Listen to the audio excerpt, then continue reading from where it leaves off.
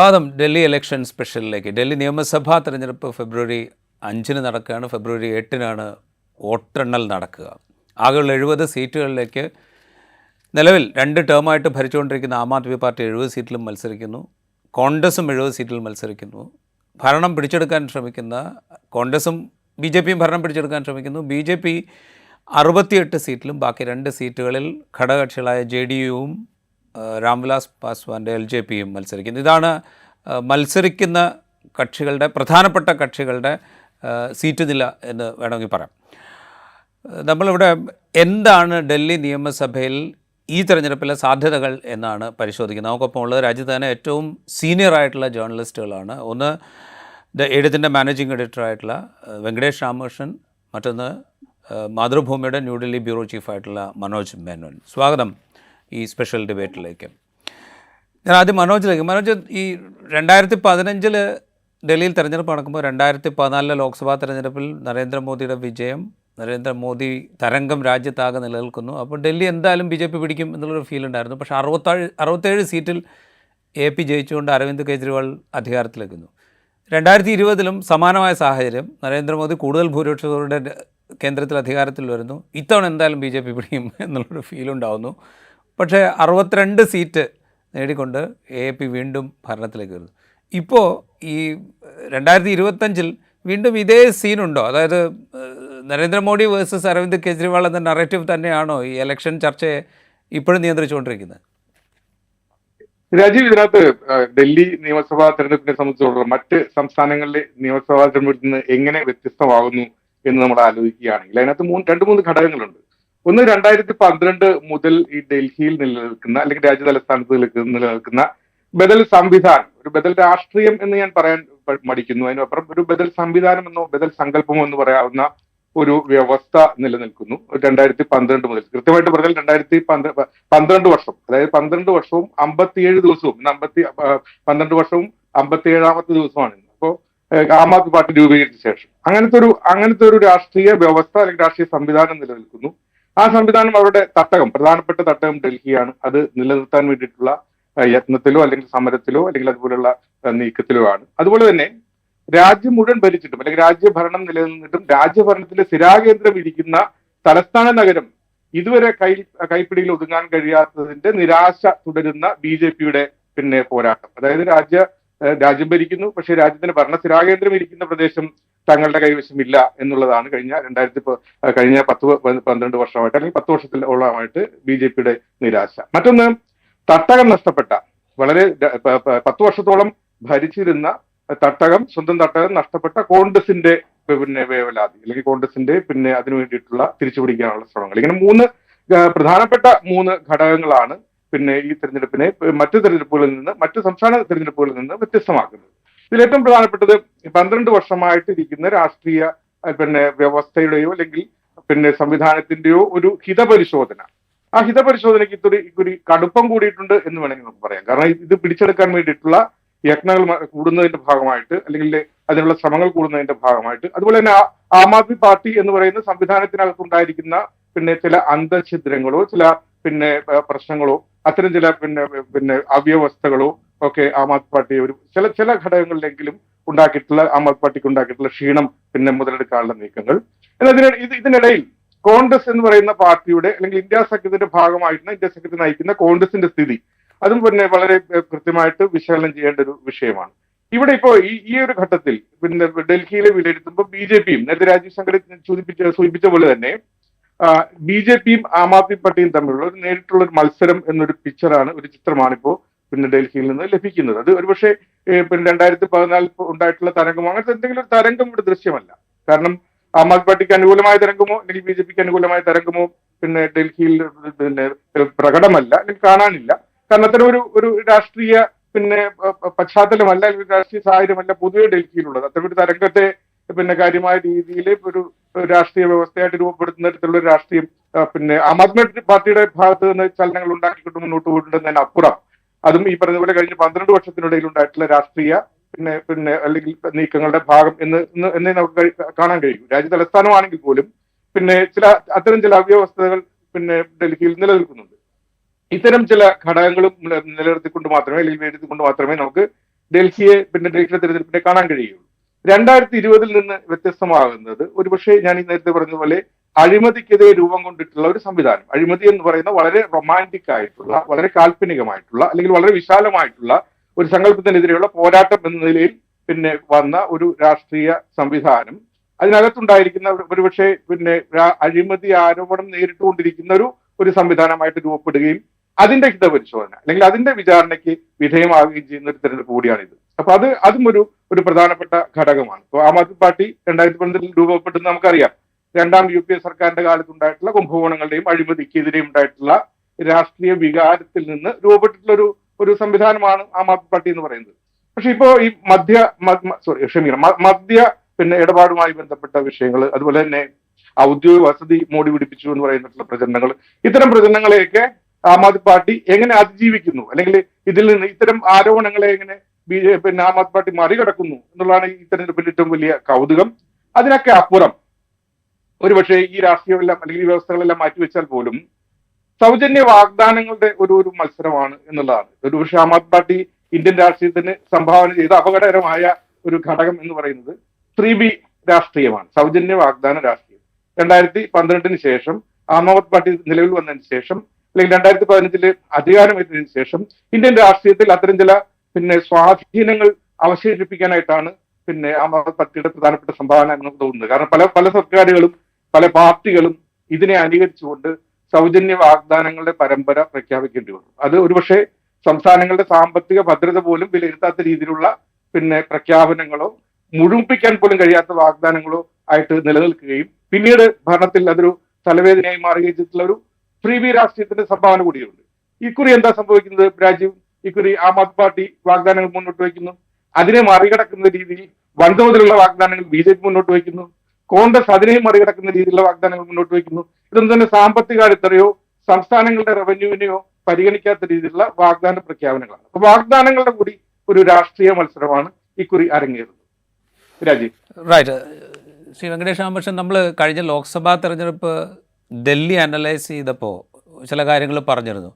അന്ന് ഈ മദ്യനയ അഴിമതി കേസിൽ അരവിന്ദ് കെജ്രിവാളിനെ അറസ്റ്റ് ചെയ്യുകയും സുപ്രീം കോടതി ഉപാധികളോടുകൂടി അദ്ദേഹത്തിന് തെരഞ്ഞെടുപ്പ് പ്രചരണത്തിന് അനുവാദം നൽകുകയൊക്കെ ചെയ്തപ്പോൾ അതിൻ്റെ ഒരു ഇമ്പാക്റ്റ് ഒരുപക്ഷെ ലോക്സഭാ തെരഞ്ഞെടുപ്പിൽ ഉണ്ടാകാനുള്ളൊരു സാധ്യത അവിടെ ശേഷിപ്പിച്ചിരുന്നു. പക്ഷേ ലോക്സഭാ തെരഞ്ഞെടുപ്പിൻ്റെ റിസൾട്ട് വന്നപ്പോൾ BJP 7 സീറ്റിലും ജയിക്കുന്ന കാഴ്ച നമ്മൾ കണ്ടു. അതിനുശേഷം അരവിന്ദ് കെജ്രിവാൾ മുഖ്യമന്ത്രി പദം രാജിവെച്ച് തെരഞ്ഞെടുപ്പ് പ്രഖ്യാപിക്കുന്നതിന് വളരെ നേരത്തെ തന്നെ ജനങ്ങളിലേക്ക് ഇറങ്ങുകയാണെന്ന് പറഞ്ഞു, ജനങ്ങളുമായിട്ട് സംവദിക്കുകയാണെന്ന് പറഞ്ഞു, അതിനുള്ള ശ്രമങ്ങൾ നടത്തി. അപ്പോൾ ഈ ഒരു മുന്നൊരുക്കം AAP നടത്തിയിട്ടുണ്ട്.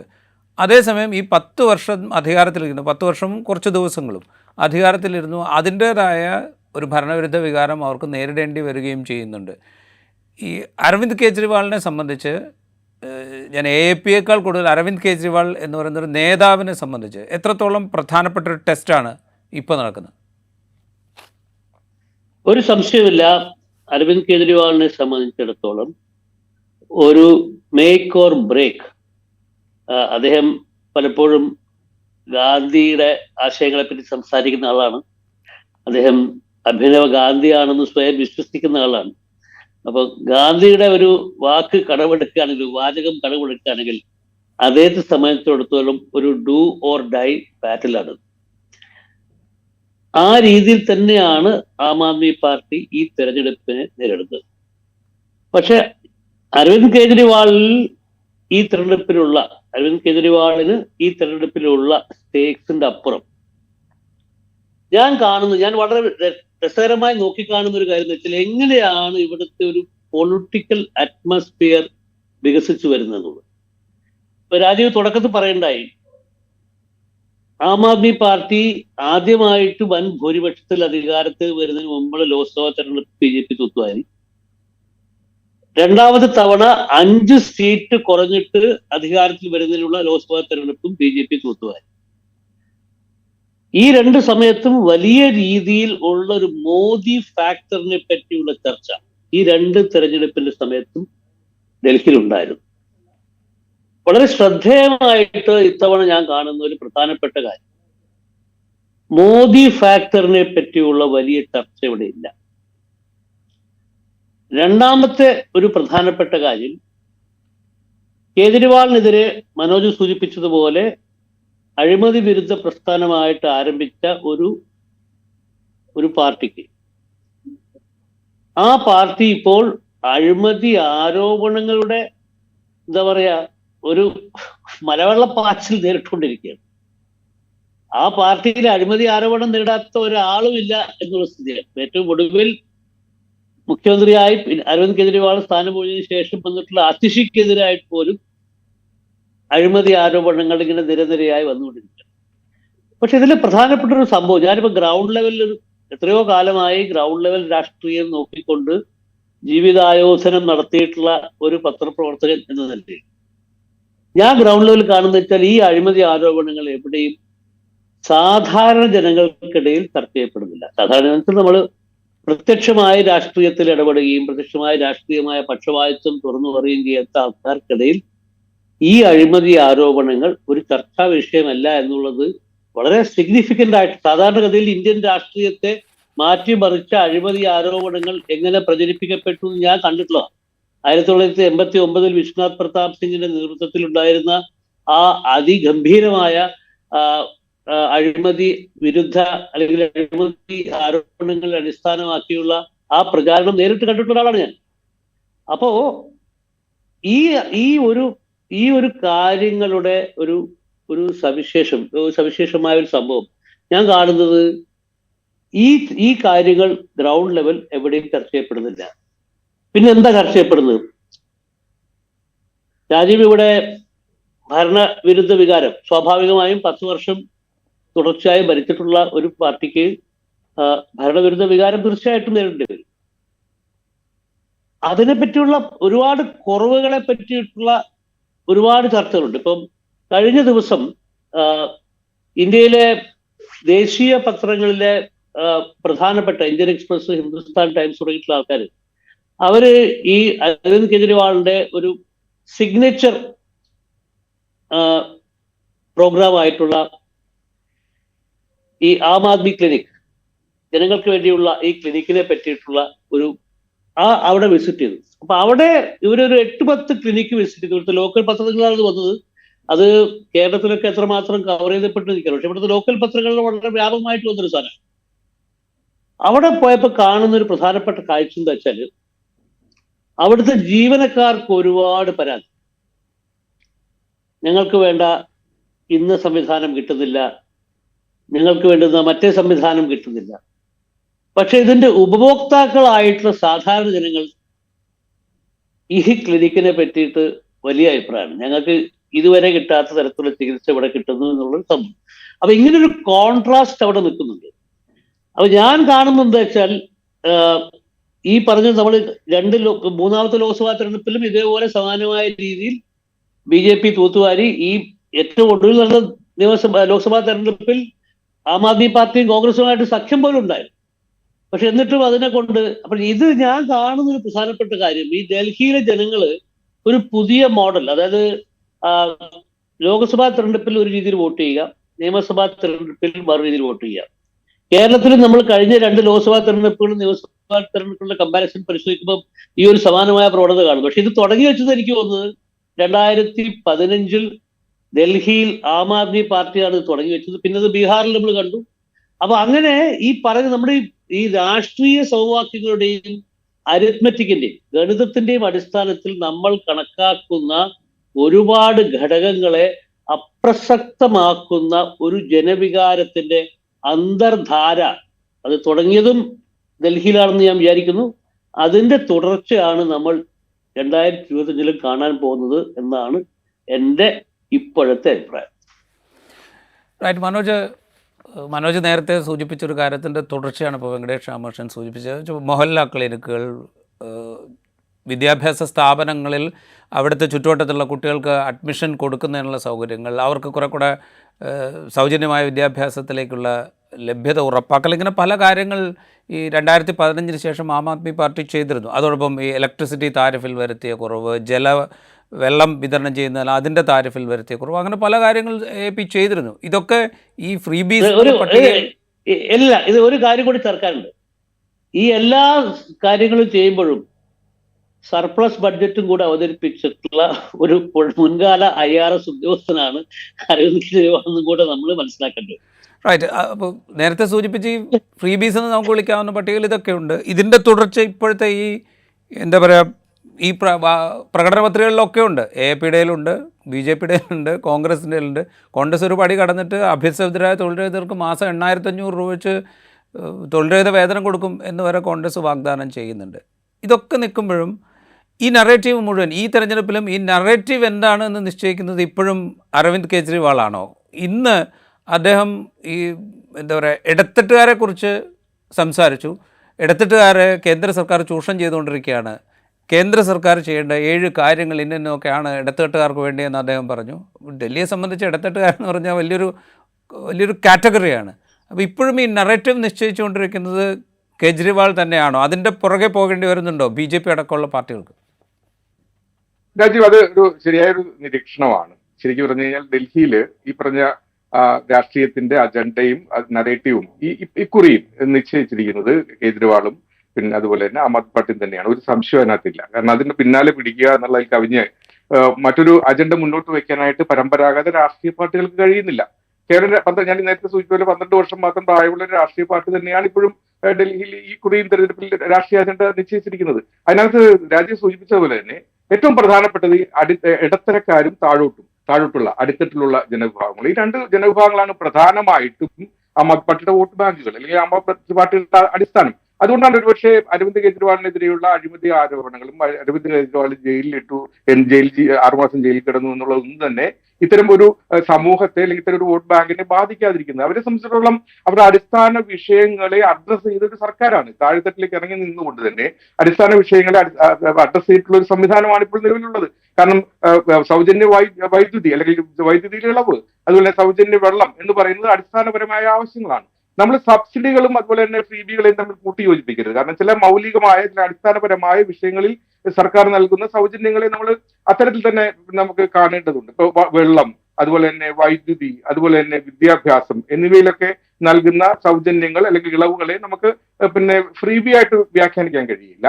സബ്സിഡികൾ എന്ന് നമുക്ക് വ്യാഖ്യാനിക്കാനേ കഴിയുള്ളൂ. അതിനപ്പുറം ഫ്രീബി ആകുന്നത് എപ്പോഴാണെന്ന് വെച്ചാൽ കേവലം വോട്ട് ബാങ്കിനെ മാത്രം ലക്ഷ്യമിട്ടുകൊണ്ട് നടക്കുന്ന പ്രഖ്യാപനങ്ങളാണ് ഫ്രീബികൾ എന്ന് നമ്മൾ പിന്നെ നിർവചിക്കേണ്ടത്. കാരണം ഈ പറഞ്ഞതുപോലെ നമുക്കറിയാം, പിന്നെ വെങ്കടേഷ് ജിക്ക് കൃത്യമായിട്ട് അറിയാം. കാരണം സാരി ദുരന്തത്തെ കുറിച്ച് അറിയാം. ലക്നൌവിൽ 2004 ഉണ്ടായിട്ടുള്ള സാരി ദുരന്തം, സാരി വിതരണം ചെയ്തിട്ട് സാരി കിട്ടാൻ വേണ്ടിയിട്ടുള്ള പിന്നെ തെരഞ്ഞെടുപ്പ് പിന്നെ പ്രചരണത്തിന്റെ ഭാഗമായിട്ട് സാരി വിതരണം ചെയ്യുകയും പിന്നെ അതിനകത്ത് ദുരന്തത്തിൽ കലാശിക്കുകയും ചെയ്തിട്ടുള്ള സംഭവങ്ങൾ, പിന്നെ അതുപോലെ തന്നെ തമിഴ്നാട്ടിലെ പിന്നെ സാരിയും ടെലിവിഷനും പിന്നെ വിതരണം ചെയ്തിട്ടുള്ള സംഭവങ്ങൾ, ഇത്തരത്തിൽ വോട്ട് ബാങ്ക് മാത്രം ലക്ഷ്യമിട്ടിട്ടുള്ള പ്രഖ്യാപനങ്ങളാണ് നമ്മൾ ഫ്രീബികളുടെ ഗണത്തിൽപ്പെടുത്തുന്നത്. ഇപ്പോ രാജീവ് സൂചിപ്പിച്ചതുപോലെ തന്നെ, അല്ലെങ്കിൽ നമ്മൾ നേരത്തെ ചർച്ച ചെയ്തതുപോലെ തന്നെ, ഇപ്പോൾ നൽകുന്ന പല പ്രഖ്യാപനങ്ങളും ഈ പറയുന്ന പോലെ വാരിക്കോരിയുള്ള പ്രഖ്യാപനങ്ങൾ, ആ പ്രഖ്യാപനങ്ങൾ പലതും തന്നെ സബ്സിഡികളുമായിട്ട് ബന്ധപ്പെട്ടതല്ല, ടാർഗറ്റഡ് ആയിട്ടുള്ള ഓഡിയൻസിനെ അല്ലെങ്കിൽ ടാർഗറ്റഡ് ആയിട്ടുള്ള ഒരു വിഭാഗത്തെ ലക്ഷ്യമിട്ടിട്ടുള്ളതല്ല. അത് കേവലം വോട്ട് ബാങ്ക് രാഷ്ട്രീയം തന്നെയാണ്. പക്ഷേ ഈ വിഷയത്തിൽ പോലും അല്ലെങ്കിൽ ഇതുമായിട്ട് ബന്ധപ്പെടുന്ന വിഷയങ്ങളിൽ പോലും ആം ആദ്മി പാർട്ടി തന്നെയാണ് ഇത്തരത്തിലുള്ള അജണ്ട നിശ്ചയിക്കുന്നത്. കാരണം ആം ആദ്മി പാർട്ടിക്ക് വിരുദ്ധമായിട്ട്, ആം ആദ്മി പാർട്ടി സ്വീകരിച്ച സമീപനത്തിന് വിരുദ്ധമായിട്ട് ഒരു സമീപനം സ്വീകരിക്കാൻ ഈ പരമ്പരാഗത രാഷ്ട്രീയ പാർട്ടികൾക്ക് സാധിക്കുന്നില്ല എന്നുള്ളതാണ് ഏറ്റവും വലിയ വിഷയം. പക്ഷേ രാഷ്ട്രീയം ചിന്തിക്കുമ്പോൾ അല്ലെങ്കിൽ ദീർഘകാല രാഷ്ട്രീയം ചിന്തിക്കുമ്പോൾ അല്ലെങ്കിൽ അടിസ്ഥാനപരമായ രാഷ്ട്രീയം ചിന്തിക്കുമ്പോൾ ഇത്തരം സൗജന്യ വാഗ്ദാനങ്ങൾ രാഷ്ട്രീയത്തെ നിശ്ചയിക്കുന്നതിനകത്ത് അപകടങ്ങളുണ്ട്. ആ അപകടമാണ് ഞാൻ നേരത്തെ സൂചിപ്പിച്ചിരിക്കുന്നത്. അത് സാധാരണ ജനങ്ങളുടെയോ അല്ലെങ്കിൽ കേവലം ജനങ്ങളുടെയോ അവകാശ നിഷേധമല്ല അത്. പക്ഷെ അതിനൊരു ശാശ്വത പരിഹാരം വേറെ വരേണ്ടതുണ്ട്. പക്ഷെ വോട്ട് ബാങ്കിന് മാത്രം ലക്ഷ്യമിട്ടുകൊണ്ടുള്ള ഫ്രീബി പ്രഖ്യാപനങ്ങളാണ് ഒരു തെരഞ്ഞെടുപ്പിനെ നിശ്ചയിക്കുന്നത് അല്ലെങ്കിൽ ഒരു തെരഞ്ഞെടുപ്പ് അജണ്ട നിശ്ചയിക്കുന്നത് എന്നുള്ളത് കേവലം ഖേദകരമാണ്. അതുകൊണ്ടാണ് അത്തരം രാഷ്ട്രീയത്തെ മറ്റ് എളുപ്പത്തിൽ വോട്ട് കിട്ടാനുള്ള ഒരു മാർഗമായിട്ട് മറ്റ് സംസ്ഥാനങ്ങളിലെ മറ്റ് രാഷ്ട്രീയ പാർട്ടികളും പ്രാദേശിക പാർട്ടികളും സ്വീകരിക്കാൻ തുടങ്ങിയതും അതുകൊണ്ട് തന്നെയാണ്. ഏറെക്കുറെ ഛത്തീസ്ഗഡിലേക്ക് ഞാൻ ഇലക്ഷൻ കവർ ചെയ്യാൻ റിപ്പോർട്ട് ചെയ്യാൻ പോയപ്പോൾ ഏറ്റവും ഗ്രാമ്യമായ തികഞ്ഞ രാഷ്ട്രീയമുള്ള മേഖലകളിൽ പോലും അവിടെ പ്രഖ്യാപിക്കുന്ന ഫ്രീബികളെ അടിസ്ഥാനമാക്കിയാണ് വോട്ട് നിശ്ചയിക്കപ്പെട്ടത് എന്നുള്ളതാണ് ഏറ്റവും വലിയ പിന്നെ കൗതുകകരമായ വസ്തുത. അതുപോലെ തന്നെ വെങ്കടേഷ് നേരത്തെ സൂചിപ്പിച്ച പോലെ തന്നെ 2 തരത്തിലാണ് 2015 ശേഷം ഡൽഹിയും ചിന്തിക്കുന്നത് 2 തരത്തിലാണ്. അത് ലോക്സഭയിലേക്ക് തുടർച്ചയായ 3 ഘട്ടങ്ങളിലും എല്ലാ സീറ്റുകളും പിന്നെ BJP വിജയിക്കുകയും എന്നാൽ സംസ്ഥാനത്തേക്ക് നടന്ന തെരഞ്ഞെടുപ്പുകളിൽ പിന്നെ ആം ആദ്മി പാർട്ടി വിജയിക്കുകയും ചെയ്തിട്ടുള്ള സാഹചര്യമാണ് ഡൽഹിയിൽ ഉണ്ടായിരിക്കുന്നത്. അത് ജനം 2 തരത്തിലാണ് ചിന്തിക്കുന്നത് എന്നുള്ളത് കൊണ്ട് തന്നെയാണ്. ഇവിടുത്തെ കോർപ്പറേഷൻ ഭരിക്കുന്നത് ആം ആദ്മി പാർട്ടിയാണ്. അപ്പൊ കോർപ്പറേഷന്റെ ഭരണവും അതുപോലെ തന്നെ ഈ മൊഹല്ല ക്ലിനിക്കുകൾ അടക്കമുള്ള അല്ലെങ്കിൽ ഇവിടുത്തെ സ്കൂളുകളിൽ വന്നിരിക്കുന്ന പരിഷ്കാരങ്ങൾ, അതുപോലെ തന്നെ ആരോഗ്യ മേഖലയിൽ വന്നിരിക്കുന്ന പരിഷ്കാരങ്ങൾ, അതുപോലെ തന്നെ ഞാൻ നേരത്തെ സൂചിപ്പിച്ച പോലെ തന്നെ അടിസ്ഥാന വിഷയങ്ങൾ ഉണ്ടായിട്ടുള്ള ഇളവുകൾ, ഇതൊക്കെ തന്നെ ജനങ്ങളെ സ്വാധീനിക്കുന്ന വിഷയങ്ങളാണ്. കാരണം നമ്മൾ കാണുമ്പോൾ ഡൽഹി എന്ന് പറയുന്നത് ഉപരി വർഗത്തിന്റെ മാത്രം ഒരു സ്വാധീനമുള്ള മേഖലയാണെന്ന് പുറത്തുനിന്ന് നോക്കുമ്പോൾ നമുക്ക് തോന്നും. പക്ഷേ ഡൽഹിയിലെ അടിസ്ഥാന വർഗങ്ങൾ, സ്ലമ്മുകളിൽ, ചേരികളിൽ ജീവിക്കുന്ന ആളുകളുടെ രാഷ്ട്രീയ നിശ്ചയം, അവരുടെ അസ്മിത, അവരുടെ ഒരു അഭിമാന ബോധം, അവരുടെ ഒരു രാഷ്ട്രീയ ബോധം, അല്ലെങ്കിൽ അവരുടെ ഒരു വോട്ട് ചെയ്യാനുള്ള ഒരു താല്പര്യം, ഇതൊക്കെ തന്നെയാണ് ഇവിടുത്തെ ഡൽഹിയുടെ രാഷ്ട്രീയത്തെ നിശ്ചയിച്ചുകൊണ്ടിരിക്കുന്നത്. അതുകൊണ്ട് തന്നെയാണ് ആം ആദ്മി പാർട്ടിക്ക് കേജ്രിവാളോ അല്ലെങ്കിൽ കേജ്രിവാളിനെ പോലത്തെ ഒരു നേതാവിനെയും ഉയർത്തിക്കൊണ്ട് തന്നെ മുന്നോട്ട് പോകാൻ സാധിക്കുന്നത്. മാത്രമല്ല, കേജ്രിവാളിന് തുല്യനായ അല്ലെങ്കിൽ കേജ്രിവാളിനോട് മത്സരിക്കാവുന്ന തരത്തിലുള്ള ഒരു നേതാവിനെ മുന്നോട്ട് വയ്ക്കാൻ ബി.ജെ.പിക്കോ കോൺഗ്രസിനോ ഇക്കുറി സാധിച്ചിട്ടില്ല. കാരണം കേജ്രിവാളിന് അപ്പുറം ഒരു നേതാവില്ല എന്നുള്ള തലത്തിലേക്ക് സംസ്ഥാന രാഷ്ട്രീയം നിലനിൽക്കുന്ന സാഹചര്യമാണ് ഇപ്പോഴുള്ളത്. കാരണം ബി.ജെ.പിയിൽ ആരാണ് മുഖ്യമന്ത്രി സ്ഥാനാർത്ഥി എന്ന് വ്യക്തമല്ല, കോൺഗ്രസിൽ ആരാണ് മുഖ്യമന്ത്രി സ്ഥാനാർത്ഥി എന്ന് വ്യക്തമല്ല.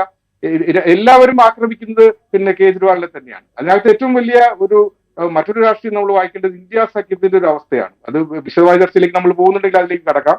ഇന്ത്യ സഖ്യത്തിനകത്ത് ഇന്ത്യ സഖ്യത്തെ നയിക്കുന്ന കോൺഗ്രസ് ആണ് തന്റെ സഖ്യകക്ഷിയായിട്ടുള്ള ആം ആദ്മി പാർട്ടിക്കെതിരെ ഏറ്റവും രൂക്ഷമായ ആക്രമണം നടത്തുന്നത്. കേജ്രിവാളിനെതിരെ ഏറ്റവും വലിയ രാഷ്ട്രീയ ആരോപണങ്ങൾ ഉന്നയിക്കുന്നത് രാഹുൽ ഗാന്ധിയാണ്. ഇന്നിപ്പോ രണ്ടാമത്തെ റാലി നടക്കുന്ന ദിവസമാണ്. കഴിഞ്ഞ റാലിയിൽ സീലാംപൂരിൽ നടന്ന റാലിയിൽ ഏറ്റവും ശക്തമായിട്ട് കേജ്രിവാളിനെതിരെ വിമർശനം നടത്തിയത് രാഹുൽ ഗാന്ധിയാണ്. അപ്പോ ഇന്ത്യ സഖ്യത്തിന്റെ നില എന്താണ് എന്നുള്ള ഒരു വലിയ രാഷ്ട്രീയ ചർച്ച ഇനി ബാക്കി നിൽക്കുന്നു. തുറന്നീക്കങ്ങൾ എന്തായിരിക്കും എന്നുള്ളതിനെ കുറിച്ചുള്ള വലിയ വിശദമായ വിചാരണ ബാക്കി നിൽക്കുന്നു. മാത്രമല്ല, ഇന്ത്യ സഖ്യത്തിലെ സമാജ്വാദി പാർട്ടി, TMC, NC, അതുപോലെ തന്നെ NCP തുടങ്ങിയിട്ടുള്ള സഖ്യകക്ഷികളെല്ലാം പിന്തുണ കൊടുത്തിരിക്കുന്നത് കേജ്രിവാളിനാണ്, കോൺഗ്രസിനല്ല എന്നുള്ളതും കൂടി വായിച്ചെടുക്കേണ്ടതാണ്. കാരണം ഇങ്ങനെയാണെങ്കിൽ ഇന്ത്യ സഖ്യം പിരിച്ചുവിടേണ്ടതാണ് എന്ന് നാഷണൽ കോൺഫറൻസ് നേതാവ്, അതുപോലെ ജമ്മു കാശ്മീർ മുഖ്യമന്ത്രിയായിട്ടുള്ള ഒമർ അബ്ദുള്ള പറഞ്ഞു. കാരണം ഒമർ അബ്ദുള്ളയ്ക്ക് ജമ്മുവിൽ കഴിഞ്ഞ ഇലക്ഷനിൽ കോൺഗ്രസിന്റെ സാന്നിധ്യം കൊണ്ട് തന്നെ കൈപൊള്ളിയ ഒരു അനുഭവം ഉള്ളത് കൊണ്ട് തന്നെയാണ് ഒമർ അബ്ദുള്ള അത് പറയുന്നത്. അപ്പോൾ ഇന്ത്യ സഖ്യത്തിന്റെ രാഷ്ട്രീയവും ഇതുമായിട്ട് ചേർത്ത് വായിക്കേണ്ടതാണ്. നിയമസഭാ തെരഞ്ഞെടുപ്പിനെ കേവലം നിയമസഭാ തെരഞ്ഞെടുപ്പിനെ മാത്രം ലക്ഷ്യമിട്ടാണോ ഇന്ത്യ സഖ്യം നിലനിൽക്കുന്നത് എന്ന ചർച്ചയും ബാക്കി നിൽക്കുന്നുണ്ട്. രാജീവ്, റൈറ്റ്. മനോജ്, അതിലേക്ക് ഞാൻ വരാം. അതൊരു വിഷയം തന്നെയാണ്. ഞാൻ വെങ്കടേഷ് രാമകൃഷ്ണൻ നേരത്തെ സൂചിപ്പിച്ചതിൻ്റെ തുടർച്ച. അതിപ്പോൾ മോദി ഫാക്ടർ ഇത്തവണ ഡൽഹിയിൽ വലിയ തോതിൽ BJP പ്രൊജക്റ്റ് ചെയ്യുന്നില്ല എന്ന് താങ്കൾ സൂചിപ്പിച്ചല്ലോ. മോദി ഏതാണ്ട് 4-5 രാഷ്ട്രീയ പ്രചാരണ റാലികളിൽ ഈ ജനുവരി 26-ന് ശേഷം പങ്കെടുക്കുമെന്ന് BJP വക്താവിൻ്റെ പ്രസ്താവന കഴിഞ്ഞ ദിവസം ഉണ്ടായിരുന്നു. അതിന് മുമ്പ് ഒരു വലിയ റാലിയിൽ അദ്ദേഹം പങ്കെടുക്കുകയും ചെയ്തിട്ടുണ്ട്. അതേസമയം യോഗി ആദിത്യനാഥ് കൂടുതൽ മീറ്റിങ്ങുകളിൽ അവിടെ പങ്കെടുക്കുന്നുണ്ട്. BJP പ്രധാനമായും താഴെത്തട്ടിൽ കോർണർ മീറ്റിങ്ങുകളിലാണ് ശ്രദ്ധ കേന്ദ്രീകരിക്കുന്നത് എന്നും ആ പാർട്ടി വിശദീകരിക്കുന്നുണ്ട്. BJP സംബന്ധിച്ച് സംഘടന വളരെ ശക്തമാണ്. അവർക്ക് സ്പെൻഡ് ചെയ്യാൻ പണം ധാരാളമുണ്ട്, നേതാക്കളുടെ ബാഹുല്യമുണ്ട്. പക്ഷേ നമ്മൾ ഈ മറ്റ് സംസ്ഥാനങ്ങളിലെ തെരഞ്ഞെടുപ്പുകളൊക്കെ സംസാരിച്ചപ്പോൾ, മുമ്പ് ഇപ്പോൾ കർണാടകയൊക്കെ സംസാരിച്ചപ്പോൾ പറഞ്ഞു ലോക്കൽ ലീഡർഷിപ്പിനൊരു പ്രാധാന്യം കൊടുക്കാതിരിക്കുക എന്നൊരു തന്ത്രം, അത് ഇത്തവണ ഡൽഹിയിൽ അവർ ആവർത്തിക്കുകയാണോ? പ്രാദേശിക നേതാക്കൾ ഒരു തലപ്പൊക്കമുള്ള നേതാവിനെ അവതരിപ്പിക്കാതിരിക്കുക എന്നുള്ളത് ഹരിയാനയിൽ നമ്മൾ കണ്ടതുപോലെ ആ തന്ത്രം ഡൽഹിയിൽ വീണ്ടും പരീക്ഷിക്കുകയാണോ? അപ്പോൾ ഈ സെൻട്രൽ ലീഡർഷിപ്പിനെ തന്നെ ഫോക്കസ് ചെയ്യുക, അവർ പ്രത്യക്ഷത്തിൽ ഇറങ്ങുന്നില്ലെങ്കിൽ പോലും ഇതാണ് നേതൃത്വം എന്നൊരു സന്ദേശം നൽകിക്കൊണ്ട് തന്നെയാണോ അവർ തെരഞ്ഞെടുപ്പിനെ നേരിടുന്നത്?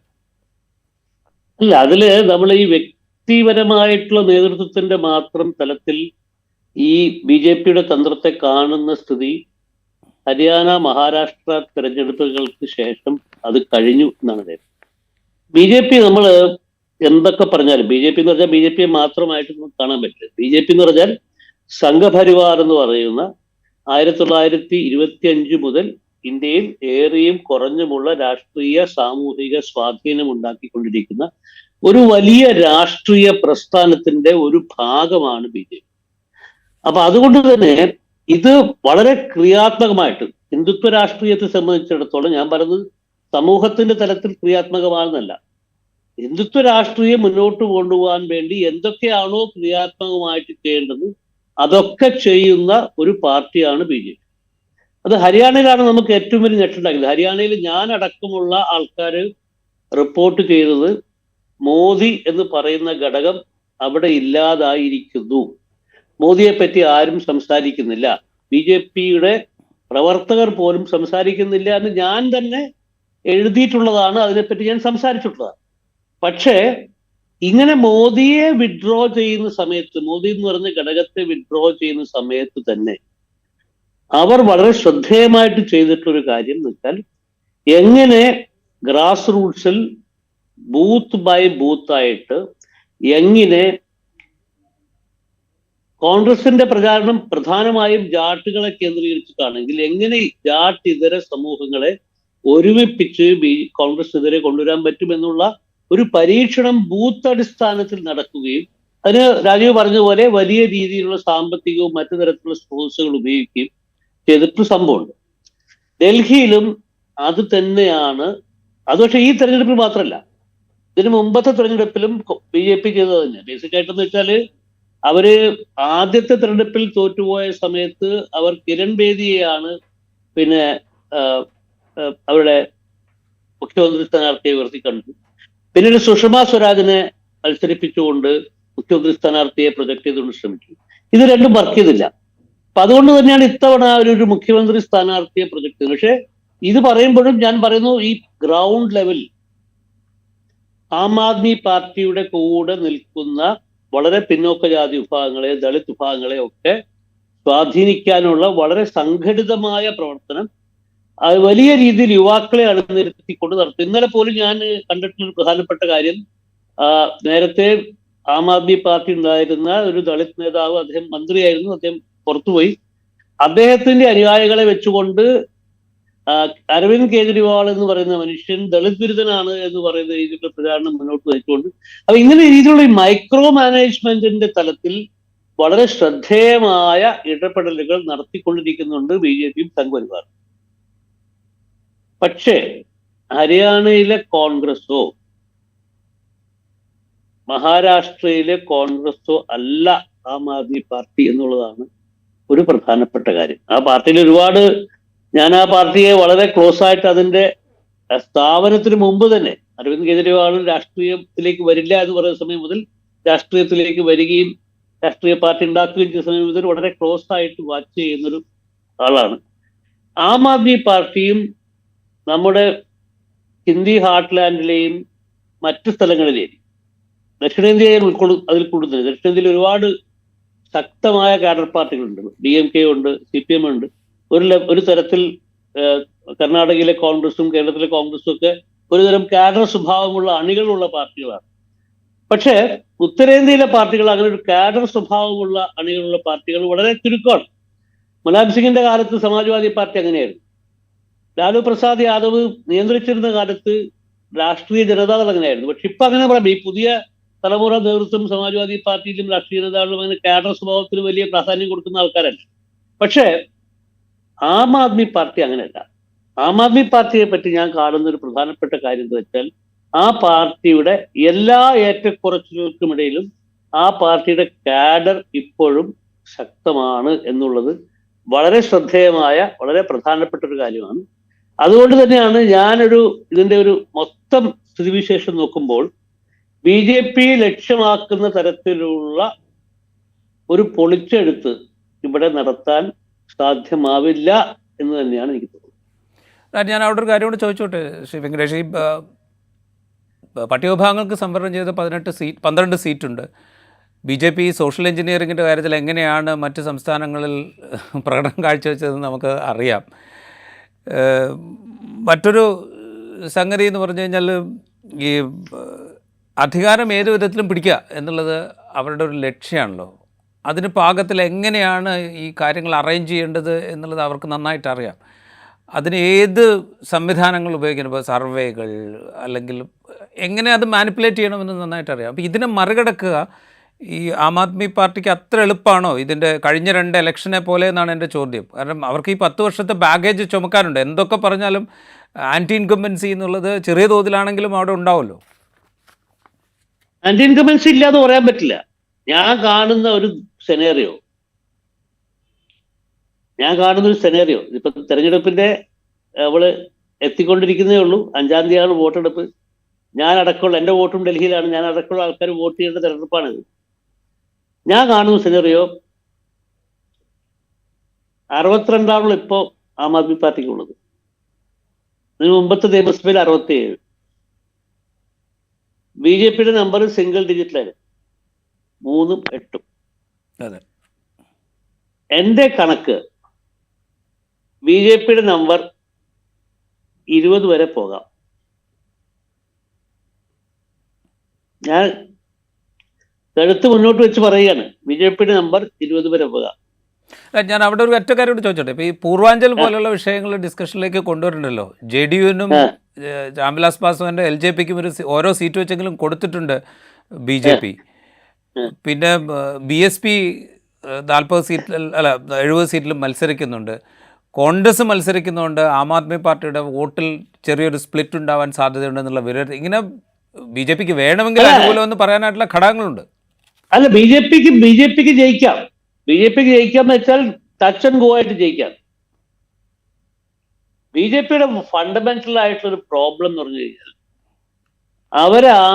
ഇവിടുത്തെ മുഖ്യമന്ത്രി ആരായിരിക്കും അവർക്ക് പറയാൻ പറ്റുന്നില്ല. അപ്പൊ ഈ കേജ്രിവാൾ എന്ന് വെച്ചാൽ വളരെ ഷ്രൂഡായിട്ടൊരു പൊളിറ്റീഷ്യനാണ്. കേജ്രിവാൾ ചെയ്തെന്ന് വെച്ചാൽ മൂപ്പര് ബിദൂരിയാണ്.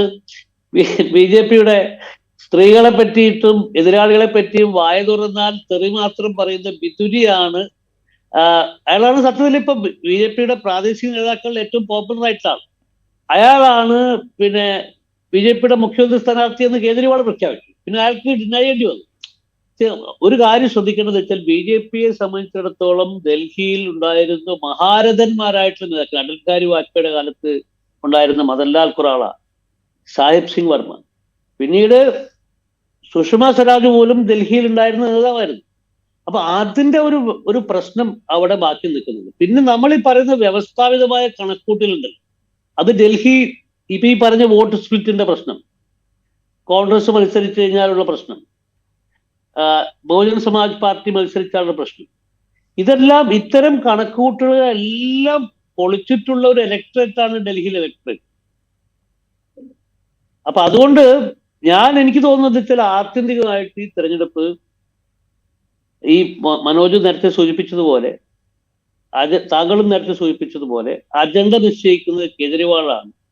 ഇത് ഫോർ കേജ്രിവാൾ അഗെയിൻസ്റ്റ് കേജ്രിവാൾ എന്ന് പറയുന്ന ഒരു നിലയിലേക്ക് ഈ തെരഞ്ഞെടുപ്പ് അതിന്റെ അവസാന ഘട്ടത്തിൽ ഇതിലേക്ക് എത്തുമ്പോൾ മാറും എന്നാണ് ഞാൻ വിചാരിക്കുന്നത്. അങ്ങനെ ഒരു ഘട്ടത്തിലേക്ക് എത്തുന്ന സമയത്ത് ഇപ്പോഴും ഡൽഹിയിലെ രാഷ്ട്രീയത്തിൽ അത് ആശാസ്യമായ രാഷ്ട്രീയമാണെന്നോ അല്ലെങ്കിൽ ഏറ്റവും ഉദാത്തമായ രാഷ്ട്രീയമാണെന്ന് ഞാൻ പറയുന്നില്ല.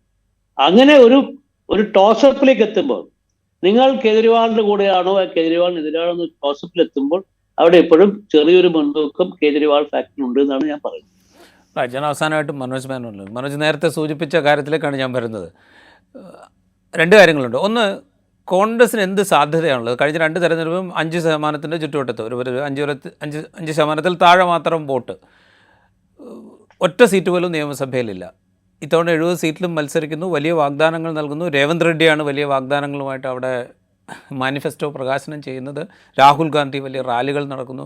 കോൺഗ്രസിൻ്റെ സാധ്യത എത്രമാത്രമാണ്? ഒന്നാമത്തെ കാര്യം.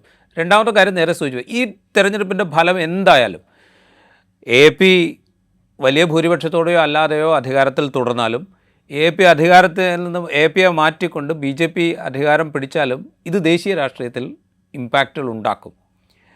അത് ഏത് വിധത്തിലായിരിക്കും എന്ന് നമുക്ക് ഊഹിക്കാൻ പോലും ചിലപ്പോൾ കഴിയില്ല. പക്ഷേ ഏറ്റവും അധികം ബാധിക്കാൻ പോകുന്ന ഒരുപക്ഷെ ഇന്ത്യ ബ്ലോക്കിനെ ആയിരിക്കും.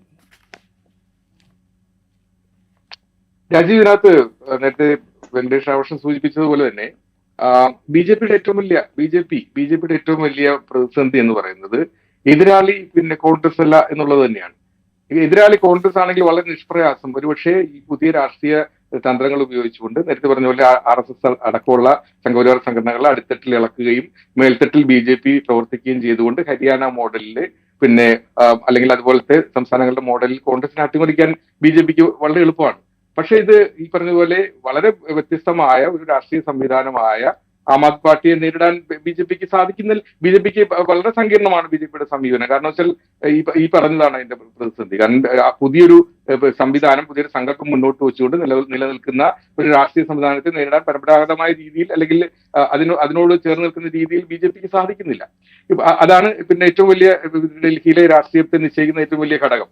വെങ്കടേഷ് സൂചിപ്പിച്ചതുപോലെ തന്നെ നേരത്തെ പിന്നീട് രാജീവ് ഉദ്ദേശിച്ച അല്ലെങ്കിൽ ഉയർത്തിയ വിഷയത്തിലേക്ക് വരാം. ഇതിനകത്ത് ആം ആദ്മി പാർട്ടിയുടെ പ്രസക്തി ഈ പറഞ്ഞതുപോലെ തന്നെ ആം ആദ്മി പാർട്ടിയുടെ പ്രസക്തി അടിത്തട്ട് മുതൽ ഇപ്പോഴും നിലനിൽക്കുന്നുണ്ട്. അതുകൊണ്ട് തന്നെ BJPക്ക് ചിലപ്പോൾ കുറച്ചുകൂടി കൂടുതൽ സീറ്റുകൾ നേടാൻ സാധ്യതയുണ്ട് എന്നതിനപ്പുറം ഒരുപക്ഷെ ഒരു അട്ടിമറി നമുക്ക് ഈ ഒരു ഘട്ടത്തിൽ പിന്നെ ഡൽഹിയിൽ നമുക്ക് പ്രതീക്ഷിക്കുക എളുപ്പമല്ല. കാരണം ഇപ്പോഴും അരവിന്ദ് കെജ്രിവാൾ തന്നെയാണ് നേതാവായിട്ട് നിലനിൽക്കുന്നത്. അരവിന്ദ് കെജ്രിവാളിനെ തന്നെയാണ് നേതാവായിട്ട് ഒരു അടിത്തട്ടുള്ള ജനവിഭാഗം ഇപ്പോഴും കണ്ടുകൊണ്ടിരിക്കുന്നത് എന്ന് തന്നെയാണ് ഏറ്റവും വലിയ പ്രസക്തി. അതുകൊണ്ട് തന്നെയാണ് അരവിന്ദ് കെജ്രിവാൾ ഇതിന്റെ അജണ്ട നിശ്ചയിച്ചുകൊണ്ടേയിരിക്കുന്നു എന്ന് നമ്മൾ നേരത്തെ പറഞ്ഞത്. ഇതിന്റെ ഇമ്പാക്ട് അല്ലെങ്കിൽ ഒരുപക്ഷെ ആം ആദ്മി പാർട്ടിയുടെ വിജയവും പരാജയവും ഉണ്ടാക്കാൻ പോകുന്ന ഇമ്പാക്ട് ഈ പറഞ്ഞ പോലെ സംസ്ഥാന രാഷ്ട്രീയത്തിൽ ഒതുങ്ങി നിൽക്കുന്നില്ല, ദേശീയ രാഷ്ട്രീയത്തിലേക്ക് കൂടി സ്വാധീനിക്കപ്പെടുന്ന ഒന്നാണ്. അതുകൊണ്ടാണ് ഞാൻ ഈ പറഞ്ഞതുപോലെ ഇന്ത്യ സഖ്യത്തിനകത്ത് ഒരുപക്ഷെ അങ്ങനെ പറയാമോ എന്ന് എനിക്കറിയാം, ഒരു കുറുമുന്നണി രൂപപ്പെട്ടാൽ നമുക്ക് അതിശയിക്കാനില്ല. ആം ആദ്മി പാർട്ടി വിജയിക്കുകയും ആ കുറുമുന്നണിക്ക് പിന്നെ ഒരുപക്ഷെ സാധ്യത ഏറുകയും ചെയ്തു. കുറുമുന്നണി എന്ന് ഞാൻ പറയുന്നത് പക്ഷേ ഈ കോൺഗ്രസിന്റെ ചില നിലപാടുകളോട് ഉള്ളിൽ തന്നെ വിയോജിപ്പുള്ള സമാജ്വാദി പാർട്ടി, അതുപോലെ തന്നെ TMC, അതുപോലെ നാഷണൽ കോൺഫറൻസ്, NCP, DMK ഒരുപക്ഷെ പ്രകടമായിട്ടില്ലെങ്കിൽ പോലും DMK പോലും ഈ ഒരു പ്രതിപത്തിക്കുറവ് ഇപ്പോ കോൺഗ്രസിനോടുണ്ട്. അപ്പൊ ഇത്തരം താല്പര്യങ്ങൾ അല്ലെങ്കിൽ ഇത്തരം ചേരികൾ ഒരുമിച്ച് നിന്ന് ഒരു കുറുമുന്നണി രൂപപ്പെട്ടാൽ ഒരുപക്ഷെ ആം ആദ്മി പാർട്ടിക്ക് അതിനകത്ത് പിന്നെ ഒരുപക്ഷെ വളരെയധികം സ്വാധീനം ഉണ്ടാകാനുള്ള സാധ്യതയുണ്ട്. അതുകൊണ്ട് കൂടിയാണ് കോൺഗ്രസിനെ മറികടന്നുകൊണ്ട് ആം ആദ്മി പാർട്ടിക്ക് മറ്റ് സഖ്യകക്ഷികൾ പിന്തുണ പ്രഖ്യാപിച്ചിരിക്കുന്നതും. അത് പിന്നെ അതുകൊണ്ട് തന്നെ സംസ്ഥാന രാഷ്ട്രീയത്തിന് അപ്പുറത്തേക്ക് ഇതിന്റെ വിജയപരാജയങ്ങൾ നീങ്ങാനുള്ള സാധ്യത നിൽക്കുന്നു.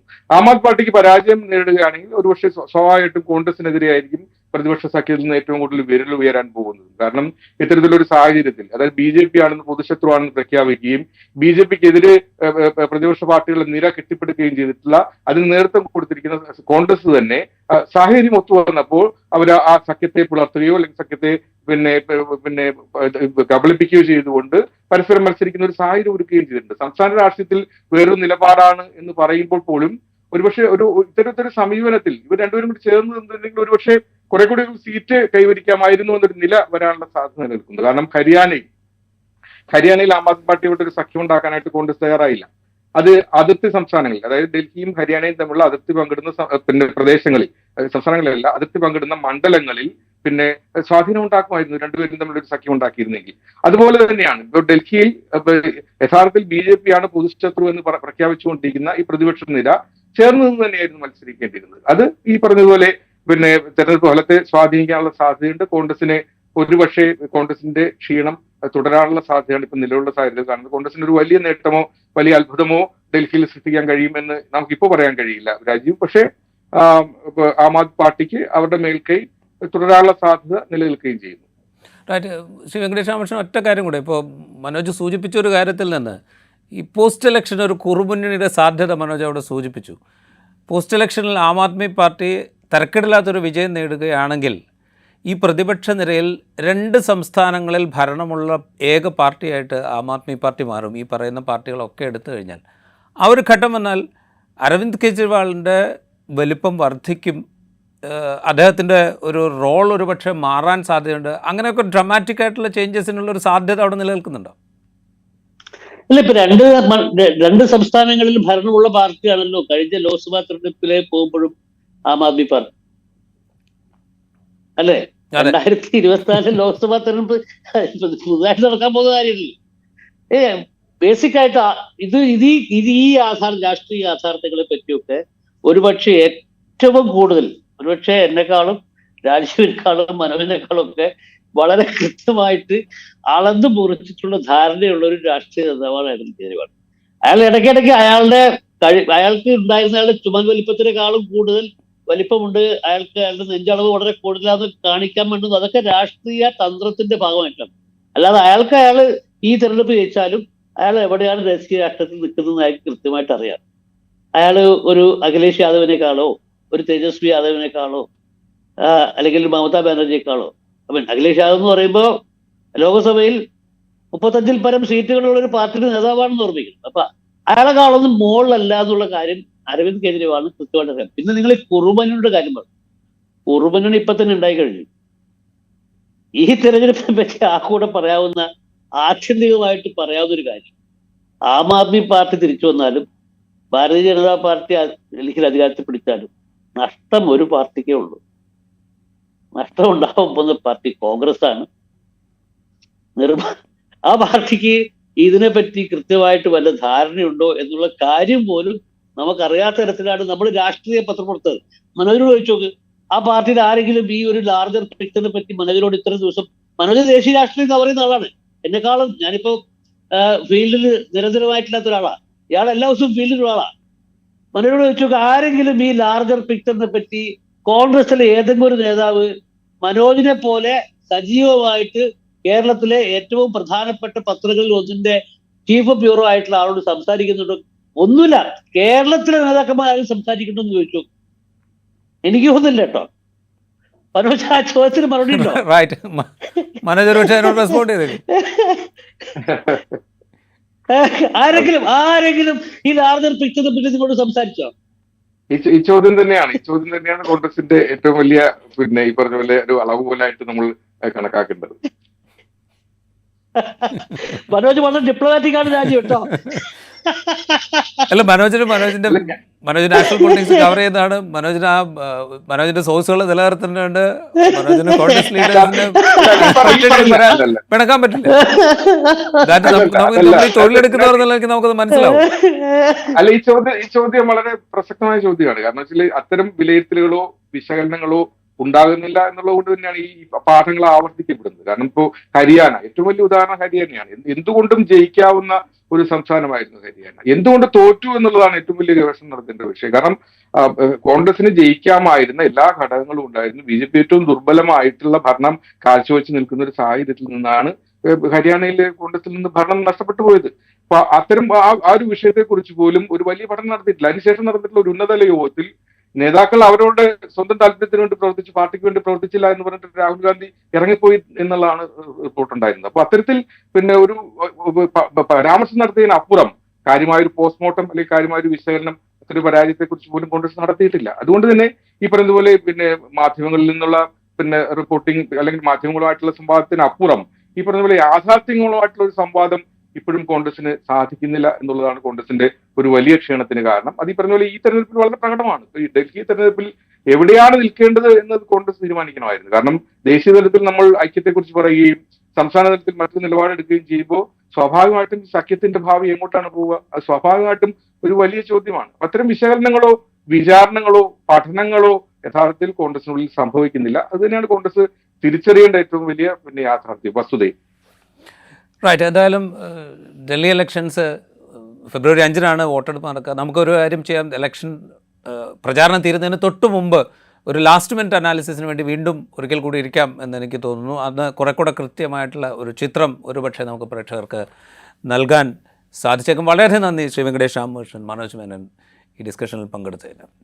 Thank you very much.